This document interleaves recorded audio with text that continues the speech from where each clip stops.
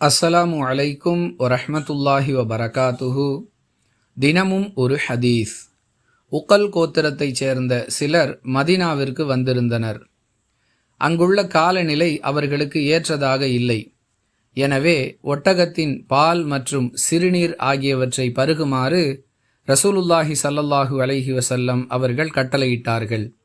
இதன் காரணமாக அவர்களுக்கு ஏற்பட்டிருந்த நோய் குணமானது என்று அனஸ் ரதியல்லாஹு அன்ஹு அவர்கள் அறிவிக்கிறார்கள்.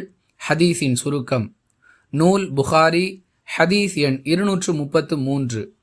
அன்பிற்குரிய அல்லாஹுவின் நல்லடியார்களே, நபி வழி மருத்துவம், இஸ்லாமிய மருத்துவம் என்ற பெயர்களில் வைத்திய தொழில் செய்யக்கூடியவர்கள் இந்த ஹதீஸை ஆதாரமாக வைத்துக்கொண்டு யார் ஒட்டகத்தின் பால் மற்றும் சிறுநீர் ஆகியவற்றை கலந்து பருகுகிறார்களோ அவர்களுக்கு கேன்சர் உட்பட எந்த பெரிய நோயாக இருந்தாலும் அது குணமாகிவிடும் என்று பிரச்சாரம் செய்து வருகிறார்கள். இவர்களுடைய இந்த பிரச்சாரத்திற்கும் இஸ்லாத்திற்கும் எந்த சம்பந்தமும் இல்லை. ஏனெனில் ரசூலுல்லாஹி ஸல்லல்லாஹு அலைஹி வஸல்லம் அவர்கள் வஹி அடிப்படையில் இந்த ஆலோசனையை அந்த மக்களுக்கு சொல்லவில்லை. மாறாக ஒவ்வொரு ஊரிலும் மருத்துவத்திற்கென்று ஊர் வழக்கம் என்று ஒன்று இருக்கும். காலம் காலமாக பெரியவர்கள் மூத்தவர்கள் சொன்ன வழிகாட்டுதலை அடிப்படையாக கொண்டு உண்மையில் அந்த பொருளில் மருத்துவ குணம் உள்ளதா இல்லையா என்றெல்லாம் தெரியாது. எல்லோரும் சொல்லுகிறார்கள், நாமும் பயன்படுத்துவோம் என்ற அடிப்படையில் பல பொருட்களை நாம் இன்றும் மருந்தாக பயன்படுத்துகிறோம்.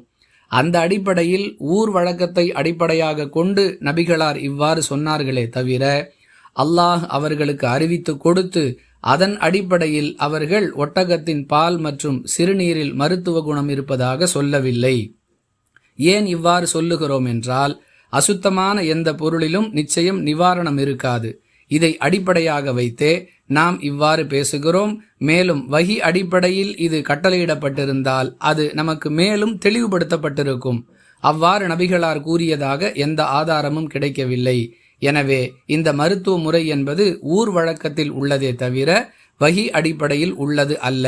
எனவே தயவு செய்து யாரும் இதை மார்க்கமாக பிரச்சாரம் செய்ய வேண்டாம் என்று தெளிவாக சொல்லிக் கொள்கிறோம். வாஹிரு தஅவானா அனில் ஹம்துலில்லாஹி ரப்பில் ஆலமீன். அஸ்ஸலாமு அலைக்கும் வரஹ்மத்துல்லாஹி வபரகாத்துஹு.